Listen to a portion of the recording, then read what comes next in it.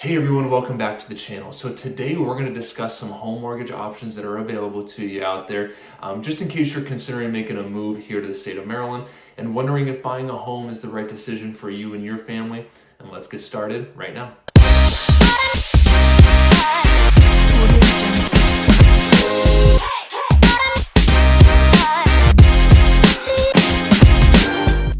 Hey everyone, welcome back to the Living in Maryland channel where we discuss all things living here in the great state of Maryland. So if that's the kind of information you're looking for, make sure to hit subscribe, hit the notification bell so you're made aware of the new videos that we do each and every week discussing all things living here in Maryland. And if you are considering making a move here to Maryland, if you're thinking about whether buying a home is the right decision for you and your family, we absolutely love taking your calls, your emails, your text messages, however you feel comfortable reaching out. We would absolutely love to help. Days, nights, and weekends, we've got your back when moving here to the great state of Maryland. All right, so before we get started, I just want to have a quick disclosure that I am not a lender. I'm just a little old realtor here in Maryland, helping people buy and sell homes. So this information that I'm providing is just, from years of kind of helping buyers out and seeing what they go through, and then just endless conversations with lenders. So if you ever have any specific questions, you can definitely connect you with very educated people here in the state of Maryland that do loans every day. But just wanted to disclose that I am not a lender here in Maryland. All right, so the first thing that I want to discuss is the Maryland mortgage program, and naturally this is going to be something specific to Maryland. If you're a first-time home buyer here in the state, this can be something that you can consider. This can come in handy if maybe you're a little tight on cash, when it comes to coming up with the money for your down payment and closing costs, because the market is so competitive right now.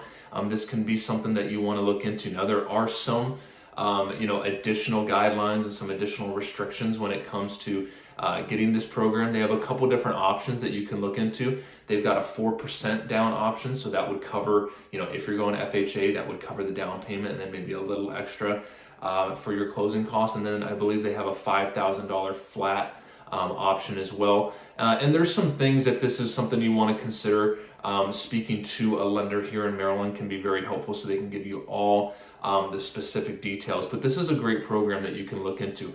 You want to make sure that you have a credit score of above 660. That's going to be one of the requirements. Another requirement is that you may need to occupy the home for a certain amount of years, maybe 4 to 5 years, depending on the program. So that's the kind of things that we want to speak to a lender about, because it can be very specific to the individual situation. So if you are in need of some money and some assistance, this is something that you definitely want to look into. So as I mentioned, there are a couple restrictions in regards to the program that you want to be aware of. There's going to be some income qualifications that you're going to need to meet. Now, in my experience, that has rarely stopped anyone from getting approved for the Maryland mortgage program. They're pretty generous income kind of windows, and what they do is they base it on household income. So anyone who's living and occupying in the home, they're going to need to kind of go over the total income, and then you just can't exceed the allowable income within that within that household limit. So that's something, but again, that's something that rarely stops anyone from getting it. And then there's some DTI restrictions, so debt to income restrictions. So when you're getting, like, for example, an FHA loan, they would allow your total back end debt to income ratio go up to around 47, 48%, maybe even a little higher depending on the lender. So when you're going through the Maryland mortgage program, that's going to come down. So what happens sometimes is that people can't really get approved for as much as they need to buy the home that they want. Just because those debt to income restrictions are definitely tighter. They're more conservative under Maryland mortgage program than your traditional financing. So that's something that you want to be aware of too, and that's something that's worth speaking to a lender about to see, hey, based on the home that I want, based on the price point that I want to be in, will this program allow me to do that? So that's definitely a worthwhile conversation to have. And then this program is not, you're not getting financing through the state. So this is a program that piggybacks onto your traditional financing. So you can go conventional, you can go FHA, and we're going to talk about those two here in a second. And then the Maryland mortgage program just piggybacks onto those, and it just assists in whatever type that you qualify for, it's going to go and it's going to piggyback onto that FHA or that conventional loan. So that's kind of how that works in regards to that.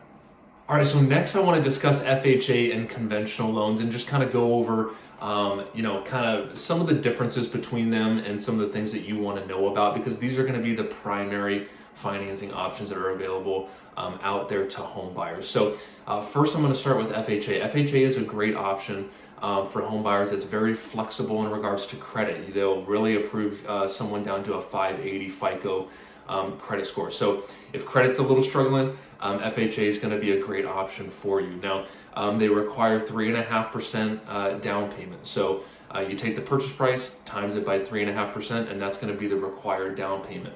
The cool thing about FHA financing is that it allows up to 6% of the purchase price in seller credits towards your closing costs. So when you're talking about and thinking about buying a home, there's really two major expenses when it comes to purchasing a home and what's going to be made up of the cash that's needed for you to buy a home. It's going to be, one is your down payment, and two is going to be your closing costs. Closing costs meaning all other money needed outside of your down payment in order to close on the home. And those are made up of several things that I've gone over in previous videos, but that's going to be your two major expenses to buy a home. So the 6% of the purchase price is very, very generous. If you're buying, just to make the numbers easy, if you're buying a $300,000 home, that's going to be $18,000 from the seller that you're allowed to get. Now that doesn't mean the market's really going to dictate that more. It's just saying that FHA will allow it, and then we have to go out there and you have to negotiate that with your realtor from the seller. Now this market is crazy. I'm sure you know that real estate is hot. It's moving so quickly. So it's tough to get any seller help right now, but I did want to just let you know that the financing allows it. So depending on the situation, depending on the property, how long it's been on the market, if you don't have enough money to cover your closing costs, that can be something that FHA allows us to get from the seller to basically credit those expenses for your closing costs. So that's something that's very nice and that is included in your FHA financing. Now there's a couple things you want to be aware of in regards to expenses within the FHA loan. So we had mentioned that it requires a 3.5% down payment. As far as fees wrapped into the loan, it's got what's called an upfront mortgage insurance. Now, conventional does not have this, so this is a difference between the two. If you are looking at a $500,000 loan with an FHA financing, the upfront mortgage insurance is 1.75%. That is going to be $8,750. Now, this is really just an upfront fee going to FHA to basically just as an insurance policy to protect against, borrower default is really kind of what it is, and just kind of funding that department. So that's something you want to be aware of. It's not something you have to pay at the closing table. It's something that's wrapped into the loan. And then, of course, whenever you in the future go to sell that home, that's going to be something that's wrapped into your payment that's going to need to be paid. It's also got what's called PMI, if you've heard of that, private mortgage insurance. Mortgage insurance is simply an insurance policy to protect the bank against, again, borrower default. So that's something you want to be aware of. So you got to pay an upfront flat fee, and then monthly mortgage insurance that's wrapped into your payment. And FHA's monthly mortgage insurance is 0.85%. So when you do that on a $500,000 loan, just as an example, that's $4,250 a year, which comes out to $354 a month. That's part of your payment. And again, it doesn't add really value to the borrower. It's protecting the bank. But if FHA is kind of all you can qualify for, it's kind of gets you into the home, right? But that's something that you want to be aware of. And FHA only allows you to have one FHA loan at a time. So that's something you want to be aware of. If you've already purchased a home and you have an existing FHA mortgage, then you're probably not going to be able to get another one. There are some circumstances where if you are purchasing in different areas, I've seen people do it, but it's pretty tough to do. So if you've had an FHA in the past but you sold the property or you paid it off, then you can definitely get another FHA loan. So you just can't have two existing FHA loans at the same time. And then in regards to the monthly mortgage insurance, so we had discussed how that's 0.85% of the loan amount, and it's wrapped into your monthly payment. Now, FHA used to, a few years back, they used to allow that to fall off when you reach 78% loan to value. And what that means is that you've got 22% equity in the property. And then they did away with that a few years ago, unfortunately. So if you have an FHA mortgage, your private mortgage insurance, your PMI, is going to be on there for the life of the loan. So if you ever want to get rid of that, your only options are to refinance into a conventional or a different financing option that either has less PMI or no PMI once you reach that equity, or you're going to have to pay off the mortgage or sell the home. So those are really kind of the only options. So that's something you want to be aware of as well. And then next is going to be conventional financing. So want to kind of go over that, what the options are, and how it differs in some ways from FHA. So conventional is great as well.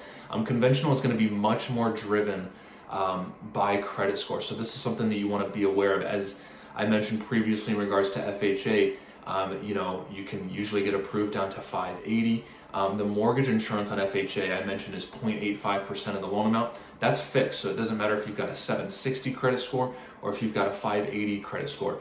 And then when I say that conventional is much more driven by credit, it's not fixed. So when they calculate your mortgage insurance on a conventional loan, it's going to be driven by credit score. So if you've got a 640 credit score and trying to go conventional, the private mortgage insurance is going to be very, very expensive. And that's what happens sometimes is people get kind of funneled into FHA if their credit's not high enough. So that's something you want to be just kind of prepared for and expect. So when you're having a conversation with a lender based on where your credit's at, you can kind of be a little educated and just kind of ask them about that. Now, if you've got, usually conventional makes the most sense for people who are 680 to 700 credit and above, or else if you're below that, in my experience from what I've heard from lenders, it's just the mortgage insurance gets too expensive. And then when it comes to mortgage insurance for conventional, if you are putting less than 20% down, there's usually some form of mortgage insurance, because it's just,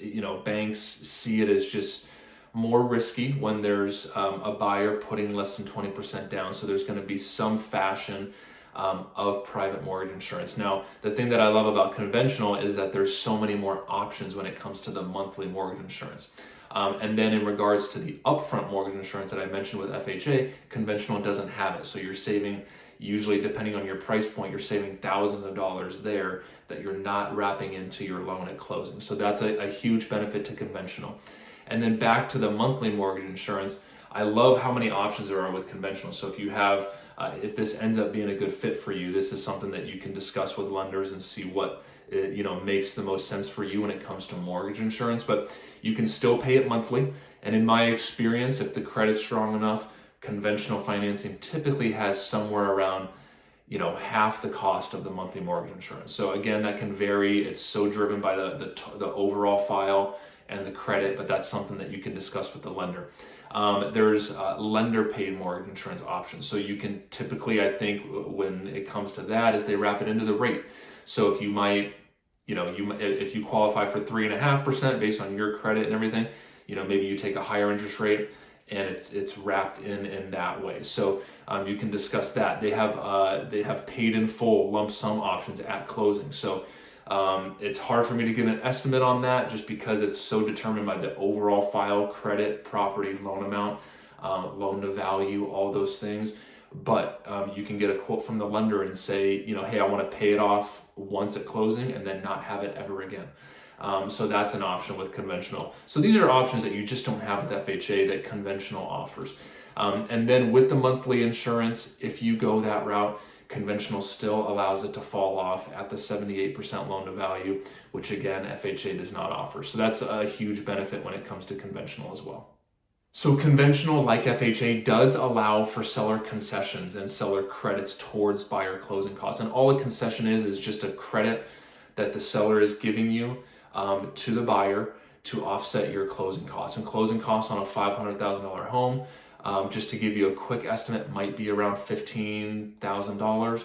And if you want an itemized list of exactly what that is, just so you know, because I know it's a huge, big figure, please feel free to reach out. I can tell you exactly, what that stuff is. But when it comes to conventional, it's going to depend on how much you put down. And then that's going to determine what the lender allows you to get in regard to seller credit. So if you put 10% or less down, the seller is going to cap the buyer at getting 3% seller credit of the purchase price. If you put over 10% down, the seller then allows you to get the 6% seller credit, which is what FHA allows. So it's just a little different depending on the down payment. Conventional kind of has a little difference there in regards to seller credits.